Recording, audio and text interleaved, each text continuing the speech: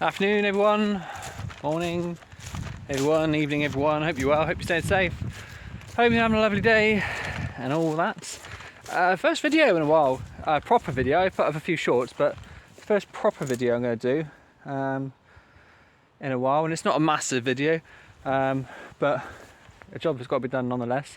So thanks very much for sticking with us and joining us and all that. So plan of action today is we are getting these on. We don't know what they are. They're mouse guards.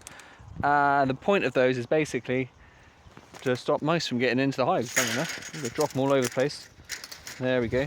So the point of them is to stop mice getting into the hives. So the plan of attack is we're going to whip out entrance reducers on all of our hives. Wasps seem to have died off. Don't seem to be having any more of a problem with wasps at the moment. So entrance reducers come off and mouse guards go on. Reasons I take entrance reducers off is I'm a big believer on ventilation when it comes down to these hives, and it's something that has worked previously. Focusing on ventilation has really helped our goes. So we're going to get the entrance reducers off and mouse guards on. A little bit later than normal. We normally get these on at the very beginning of October. Due to personal circumstances and also the weather, if I'm honest with yourself, we've left it until now. It's now the end of October, or mid to end of October, you know what I mean? And so we're going to stick them on now. So I'm going to probably not show you much as a way of sticking them on, because it's just taking out an entrance reducer and pinning one of these on. But I will make sure I show you what it's like at the end, and a couple of other things which are coming up very soon as well. So I'll pause right there. I'm going to get this job done and I'll be back in a mo. So in a mo. Okay, I will show you the bees. Now we're in mouse guard form. Now that was not an easy task to do today, because, well, if you think of what time of year it is, these bees are on very much defensive mode at the moment, and they're not happy. And it's late in the evening. It's coming up to 5 o'clock, so it's not the ideal time to be doing this. This is our wobbly hive over here, hives even. So this is she's been a nightmare today trying to get that on. But yeah, they're all starting to calm down a little bit now. I'm glad I'm wearing gloves today, because I would have taken about 20 stings, I reckon, in one hand by dealing with that one hive alone. But yeah, so mouse guards are on. This one's not perfect. That's not perfect, I've got a gap there. The thing is, I know what will happen as soon as I pull this out. That might not actually happen.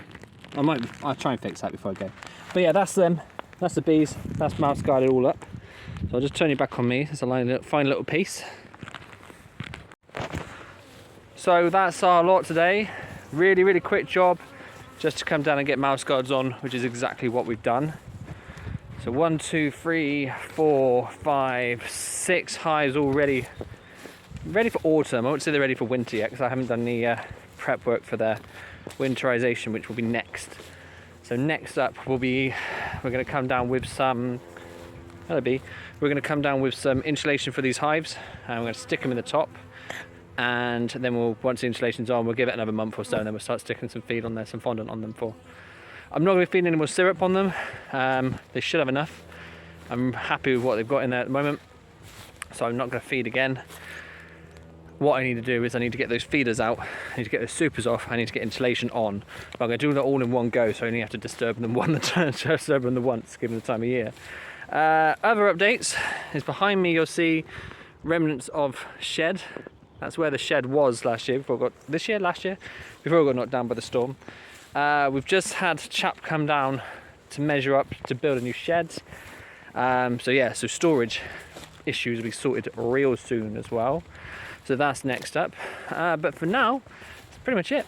Next video, like I said, hopefully will be a case we'll get down here and we shall show you inside the hives just before we go into winter, just by taking off the food and cracking off that super, which is at the top, which is being used as like a shim at the moment.